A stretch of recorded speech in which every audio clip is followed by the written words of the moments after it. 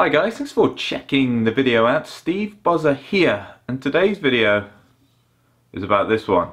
So the Epic Flash Sub-Zero. So I've been very fortunate. I've had this one in the bag now for probably a month or so. So I've done quite a bit of testing with it on the course, and I actually did a session where I hit a bunch of balls with it to see what the numbers were showing. And I have been extremely impressed with this driver. You know, my initial thoughts, and the thing that stood out the most, or the two things that stood out the most, is its overall look.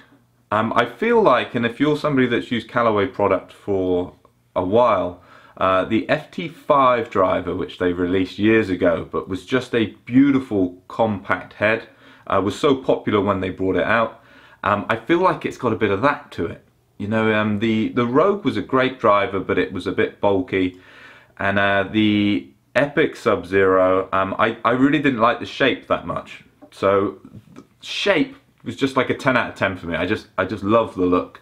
And then the other thing that was really different to certainly the previous Sub-Zeros was the sound. And if I'm honest, I didn't like the sound. And sometimes it's just for the fact it was different, but it's a far tinnier sound than the previous products. When a driver has carbon on it, it usually dulls the sound a bit. So I think the reason I didn't like it was the fact the previous drivers was a lot duller. But I thought the sound difference was very noticeable. A little off-putting, if I'm honest. However, I've now been using it for a while, and I can't even tell the difference now. I think the more you hit it, and because I've been hitting good golf shots, I now associate that sound with good golf shots. So as a result, I'm not finding it an issue now. But it wouldn't surprise me if when you go and get fit, or when you try this for the first time, you will at least notice the sound and go, wow, that does sound a bit different. You know, so get some comments down below if you're somebody that's already tried this and experienced the same thing. But in terms of looks, great, and performance on the course, real good. I've actually put the shaft from my Rogue in, so it's the Synergy, the Adilla, so I've got a 60X in there. I set this one up, it's a 9-degree head, but I've actually set it down at 8 degrees. I found with the TrackMan, with the optimizer, I had to have this one a bit lower, and yeah, that seems to have worked great. Over the years, I think I had my Rogue at most of last season actually up a degree, so a couple degrees different. Always a little wary when I have to go down that low, but haven't had a problem, been launching it great on the course. So yeah, no complaints there. Big difference between this one and the previous Sub-Zeros is this one has the sliding weight like the previous Epic had in the standard model. I think that's a real good addition. When I was using the standard Epic, I moved mine around a little bit. I think I can still optimize this one. If you look at my strikes at the minute, they're a bit low and a bit toe bound, so you could argue I could move that across. The downside of that is it means that you can't switch the weights. You can buy additional weights to try and put more weight in the front of the head to reduce the spin. That would be something that, although I haven't tried, I wouldn't mind playing around with that. So you lose the ability to really switch up the spin, but I'm definitely a fan of having the sliding bar. I think you get more from having the bar there than actually what you lose by not being able to switch the weights. So like I say, I tried the driver with the TrackMan. I hit a bunch of shots. I removed 2 shots. One shot, it was a great strike and it only went 200 yards. I think it was a faulty ball. And I hit one really rogue one. I was chatting with somebody, so that was the reason I moved that. But I think I had about 17, 18 shots, so I hit quite a few. And the numbers are impressive. Was carrying it on average 293, and the total was 328. So that's pretty good. You know, if you offer me those numbers, I'm gonna take that. I have hit those distances before, but what I would say in my swing in the last year, I'm actually hitting down on it more. So my average attack angle was minus 0.2, so very neutral. In the past I've been able to hit the ball these distances, but I was hitting 3-4 degrees up. I feel like the way I'm swinging combined with this head, I'm able to put a better swing on, and I would say this angle of attack probably suits the driver more. The way that they distribute the weight, the whole name Sub-Zero came from the fact the center of gravity was a lot higher, and it was designed kind of for Phil Mickelson in that like the XR Sub-Zero, and it was for somebody that still hits down a little bit but wants to reduce the spin. I would say I'm a better candidate for this club now because of the way I'm delivering it. I've said in previous videos, when I had the Epic Sub-Zero, I actually changed into the standard one because I felt I was struggling to keep the ball in the air. That hasn't been the case with this one.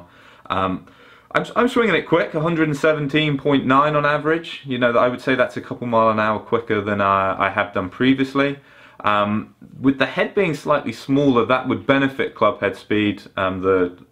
The shaft is exactly the same. I'm going to need to do a compare against maybe some of the older models to kind of confirm that.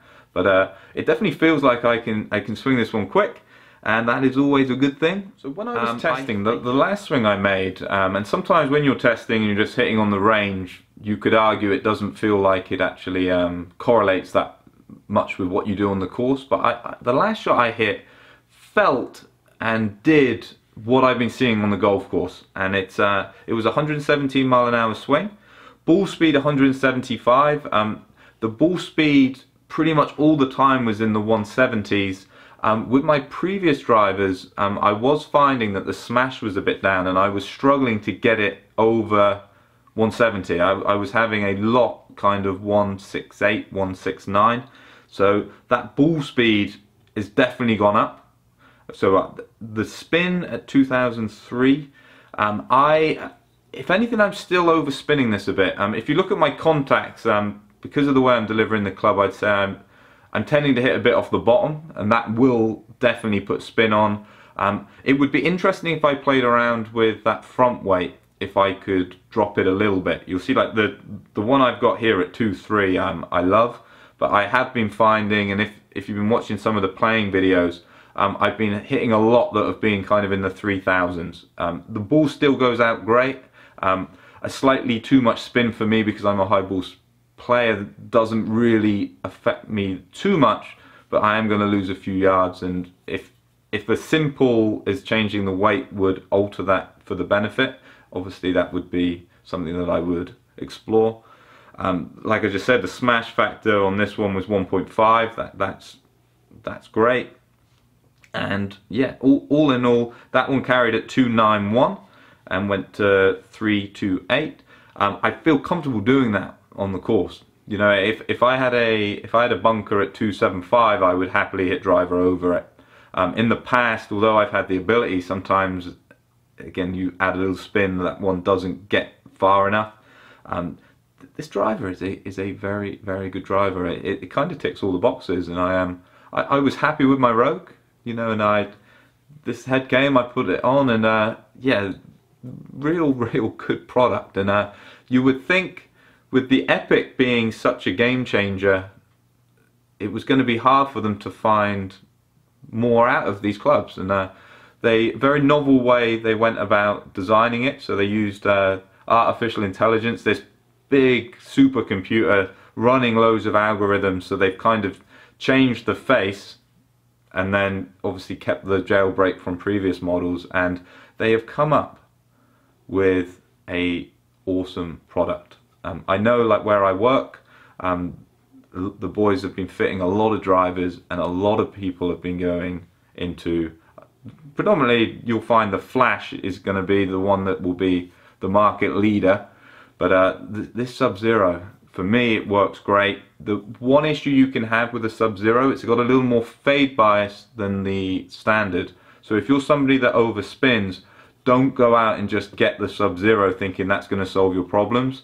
Have a fitting, see how you do with the others, and see if it's maybe a face-to-path issue. You know, you don't want to just go, well, I overspin it, I will just go into the Sub-Zero.